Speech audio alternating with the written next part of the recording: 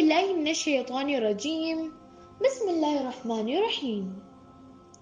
قرآن شریف کے ذریعے تبدیلی لانے کے لیے ضروری ہے کہ ہم اس کے مطالعے کے لیے موضوع اور مناسب جگہ منتخب کریں۔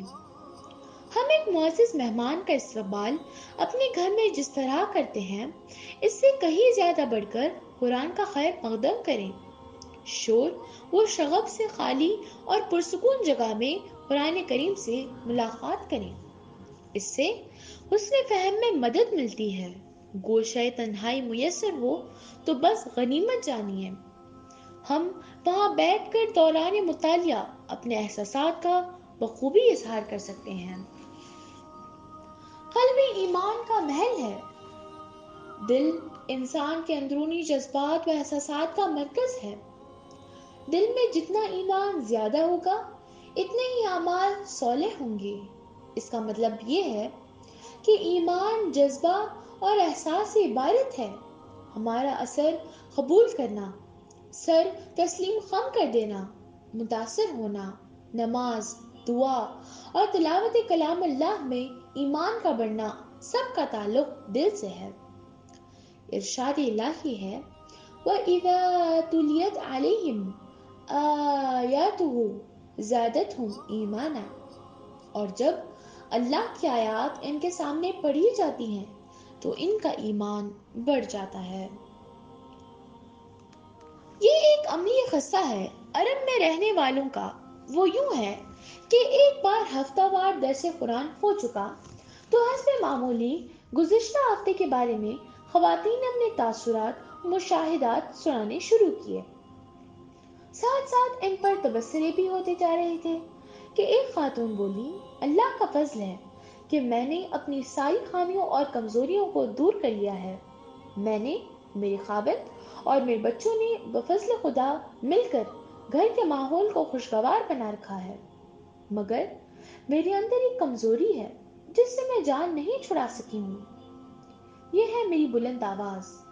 میری کئی بہنوں کو بھی اونچی آواز میں چلانے کا مرض ہے، وہ بھی اس سے چھٹکارا چاہتی ہیں۔ اس پر میں نے کہا آج ہماری نشست میں اس آیت پر غور ہونا چاہیے۔ وَاغْضُضْ مِنْ صَوْتِكَ إِنَّ أَنْكَرَ الْأَصْوَاتِ لَصَوْتُ الْحَمِيرِ، اور اپنی آواز ذرا پست رکھو، سب آوازوں سے زیادہ بری آواز گدھوں کی آواز ہوتی ہے۔ ہم اس آیت کے مطابق زندگی گزاریں گے، اسی آیت کی روشنی میں سوچیں گے اور اس پر عمل کرنے کی کوشش کریں گے۔ ہم اسے برابر دہراتے رہیں گے تاکہ اللہ ہم سب کو اپنی آوازیں دھیمی کرنے کی توفیق دے۔ ہم سب خواتین نے یہ طے کر لیا کہ ہم اس آیت کو اتنا دہرائیں گے کہ یہ آیت گویا ہمارے دلوں میں سرایت کر گئی ہے اور ہمارے دلوں کو اس نے روشن و منور کر دیا ہے۔ آئیے دیکھیں کہ یہ آیت کریمہ کیا نتائج دکھاتی ہے۔ جس خاتون کو اونچا بولنے اور چیخنے چلانے کا دورہ پڑتا تھا اور جس نے ہفتہ وار درس قرآن میں مجھ سے مشورہ طلب کیا تھا، اسے درس سننے اور درج بالا آیت کا نسخہ ہم سے لیے ابھی چند ہی دن ہوئے تھے کہ اس کی پڑوسن نے اسے ٹیلی فون کیا اور پوچھا، میں نے کئی دن سے آپ کی آواز نہیں سنی، خیریت تو ہے؟ متاثر خاتون نے جواب دیا، بالکل خیریت ہے، آپ آ جائیے، درس میں تو ابھی کافی دن ہیں۔ میں اتنا انتظار نہیں کر سکتی، اگر آپ کے پاس کچھ وقت ہے تو میری بات سننے کے لیے آ جائیے۔ پڑوسن جلدی پہنچ گئی تو خاتون نے اسے کہا، جیسا کہ درس میں محترمہ سمیہ نے رہنمائی کی تھی، میں یہ آیت بار بار دہراتی رہی حتیٰ کہ مجھے حفظ ہو گئی۔ یوں ایک دن گزر گیا۔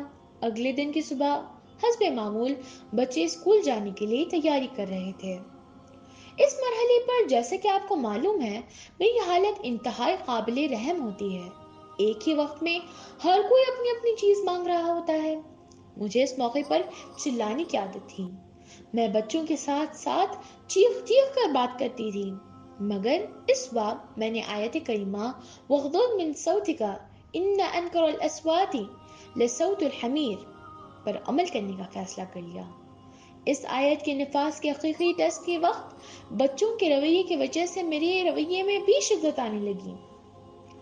میرے مزاج میں آج پھر تیزی آنے لگی، کیونکہ بچے کو جوتا نہیں مل رہا تھا، دوسرے کو بیلٹ نہیں اور تیسرے کو پین نہیں۔ ایک بچے نے کہا، مجھے بستہ نہیں مل رہا۔ یہ سن کر میری کیفیت وہی ہو گئی جو پہلی ہوتی تھی۔ میں نے بچوں کو زور زور سے ڈانٹنا شروع کر دیا، مگر اس لمحے میں نے محسوس کیا کہ میرا چہرہ سرخ ہو گیا ہے اور میری شکل گدھے کی سی ہو رہی ہے، کان گدھے کی طرح لمبے ہو رہے ہیں۔ میں نے فوراً سوچا کہ گدھے کی طرح آواز نکالنے سے تو ہمیں روکا گیا ہے، ہمیں اپنی آواز گدھے سے مشابہ نہیں کرنی چاہیے۔ اللہ تعالیٰ نے جب روک دیا ہے، اپنا حکم دے دیا ہے، تو پھر ہمیں تعمیل کرنا چاہیے، کہیں ہماری شکل بگڑ نہ جائے، ہم یہودیوں کی طرح خنزیروں اور بندروں کی صورت میں مسخ نہ کر دیے جائیں۔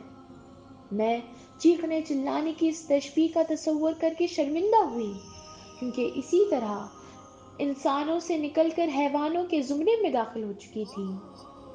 یہ تصور آتے ہی میں بچوں کے لیے نرم پڑ گئی اور آہستہ آہستہ بولنے لگی، ہاں یہ لے لو، یہ تمہارا جوتا ہے، قلم بھی یہیں کہیں ہوگا، تم نے اپنی ضروری چیزیں کل ہی اپنے بستے میں کیوں نہ رکھ لی؟ یوں یہ مشکل ترین مرحلہ آسانی سے گزر گیا۔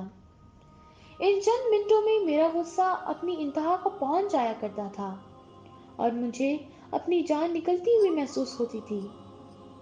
اس دن یہ لمحے سکون و قرار سے گزر گئے۔ میں امتحان میں کامیاب ہو گئی، جی ہاں میں پاس ہو گئی۔ چند دن سے میرا یہی حال ہے۔ میرا یہ سکون و قرار دھیمی آواز اور لہجے کو دیکھ کر میرا خاوند پہلے تو پریشان ہوا، پوچھنے لگا، تم بیمار تو نہیں ہو؟ میں نے جواب دیا، جی ہاں میں بیمار تھی، مریضہ تھی، اللہ نے مجھے شفا دے دی۔ اللہ نے قرآن مجید پر عمل کے ذریعے مجھے صحت عطا فرما دی۔ جزاک اللہ خیراً۔